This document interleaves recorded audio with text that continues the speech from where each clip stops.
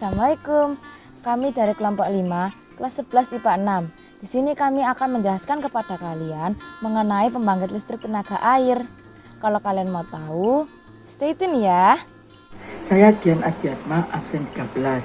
Saya Irna Laradianti, nomor absen 14. Nama saya Kanesa Jasmine dari kelompok 5. Saya Mariska Madadayat, nomor absen 18.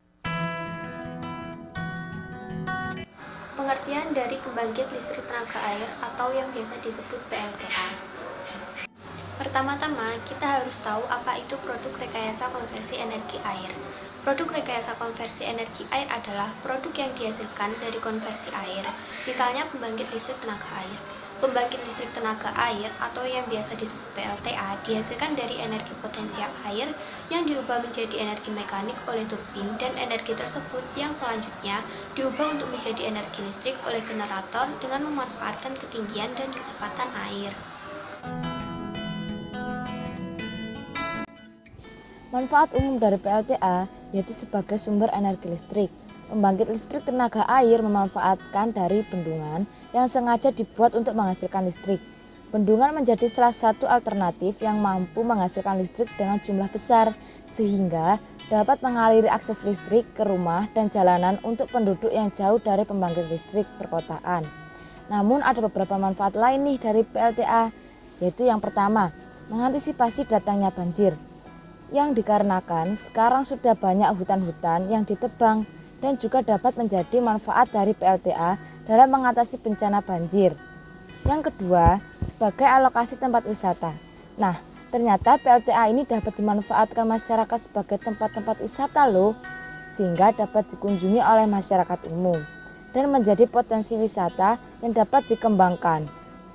Pengembangan objek wisata di danau buatan hanya pada fase eksplorasi atau penemuan dan fase keterlibatan atau involvement, yang artinya bahwa kegiatan pengembangan wisata di danau PLTA hanya sebatas penemuan objek wisata baru yang dapat digali atau dikembangkan oleh sebagian kecil kelompok masyarakat. Yang ketiga, sebagai irigasi pengairan, perkebunan, dan pertanian warga. Selain menghasilkan energi listrik, PLTA juga mampu menampung air dalam jumlah besar pada waduk atau bendungan. Cadangan air ini dapat digunakan sebagai irigasi lahan pertanian pada musim kemarau. Ini memungkinkan budidaya tanaman padi meski tidak hujan. Yang keempat, sebagai wadah ternak perikanan warga. Sebenarnya manfaat ini hampir sama dengan manfaat sebelumnya. Waduk dan bendungan ini juga cocok sebagai tempat budidaya air tawar yang dilakukan oleh keramba untuk membiakkan seperti ikan lele dan ikan bandeng. Berikut beberapa komponen alat dari PLTA. Yang pertama, daerah tangkapan air. Daerah tangkapan air adalah area di belakang bendungan tempat air dikumpulkan yang diperoleh dari aliran sungai. Yang kedua, waduk. Waduk merupakan bagian penting dari PLTA di mana air disimpan dan dipasok ke turbin air secara terus-menerus. Yang ketiga, bendungan. Bendungan merupakan penghalang yang menyimpan air dan membentuk kepala air. Yang keempat, valve house atau slipway. Karena curah hujan yang tinggi di daerah tangkapan air, ketinggian air dapat melebihi kapasitas penyimpanan waduk. Untuk mengatasi ini dibuatlah struktur slipway yang berguna untuk mengurangi ketinggian air pada saat banjir. Yang kelima, surge tank. Surge tank merupakan tangki kecil yang terbuka di bagian atasnya. Surge tank disediakan untuk mengurangi lonjakan tekanan pada saluran.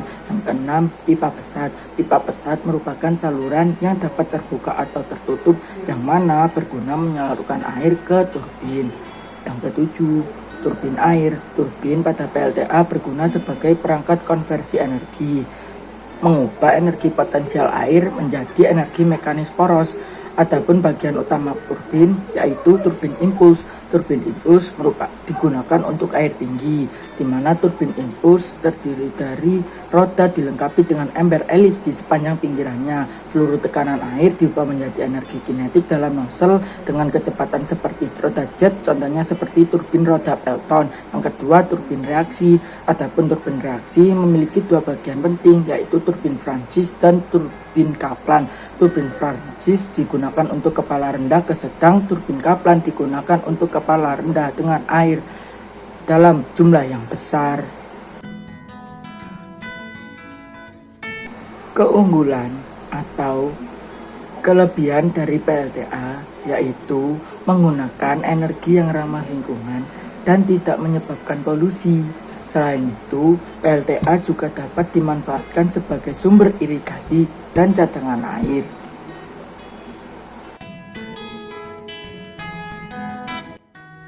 Di sisi lain, penggunaan PLTA juga mempunyai kekurangan dibandingkan pembangkit listrik lainnya. Kekurangan PLTA adalah sebagai berikut. Yang pertama, pembangkit listrik ini membutuhkan investasi yang besar. Investasi yang besar ini bisa meliputi biaya pembangunan, seperti material, biaya lahan, dan lain-lain. Yang kedua, lahan yang digunakan cukup luas untuk pusat listrik dengan kapasitas listrik yang besar. Yang ketiga, dengan adanya pembuatan bendungan air untuk PLTA dapat mengakibatkan ekosistem sungai atau danau pada tempat tersebut terganggu. Di Indonesia dapat dijumpai beberapa pembangkit listrik tenaga air yang dapat digunakan oleh masyarakat, seperti 8 PLTA terbesar di Indonesia ini. Yang pertama ada Waduk Cirata, Jawa Barat, memiliki kemampuan daya hingga 1008 MW. Yang kedua ada Waduk Saguling, Jawa Barat. Yang ketiga ada PLTA Sulewana, Poso, Sulawesi Tengah.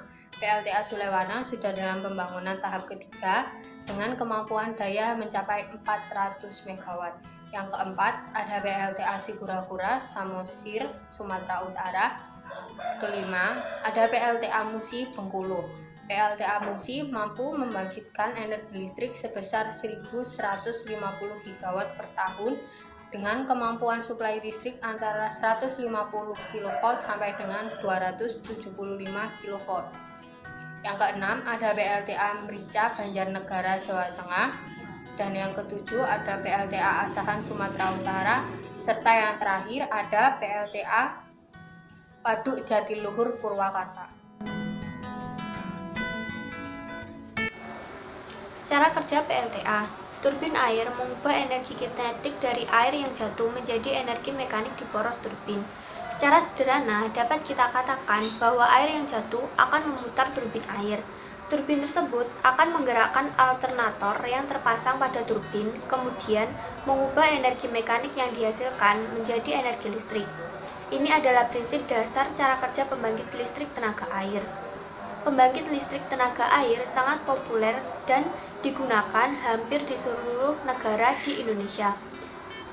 Hal itu karena jenis pembangkit tenaga listrik lainnya yang menggunakan cadangan bahan bakar seperti minyak dan batu bara semakin menipis setiap harinya.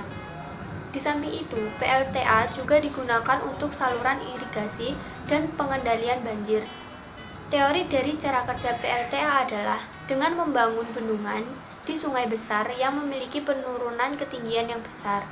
Dengan adanya bendungan, maka dapat menampung banyak air di belakang waduk. Di dekat bagian bawah dinding bendungan ada aupan air atau jalur masuk, di mana dengan adanya gravitasi air akan jatuh melalui pipa pesat di dalam bendungan. Di ujung pipa pesat ada baling-baling turbin yang akan berputar oleh air yang bergerak mengalir, di mana pada poros turbin terhubung ke generator, sehingga akan menghasilkan putaran atau energi. Ketika generator berputar, maka akan dihasilkan energi listrik, yang mana saluran listrik yang terhubung ke generator akan membawa listrik ke rumah dan industri. Air akan mengalir melewati baling-baling menuju ke sungai melewati bendungan. Perubahan energi yang terjadi dalam kincir air hingga menjadi listrik. Pada proses kerja kincir air pembangkit listrik sampai pada pemakaian listrik terjadi beberapa perubahan energi. Yang pertama adalah perubahan energi potensial yang ada dalam aliran air menjadi energi mekanik atau gerak oleh kincir. Dan yang kedua, energi mekanik ini akan memutar generator. Akibat perputaran generator ini terjadinya lompatan elektron. Hal inilah yang menghasilkan arus listrik. Proses selanjutnya, arus listrik didistribusikan ke rumah-rumah, pabrik-pabrik, maupun apa saja yang membutuhkan listrik.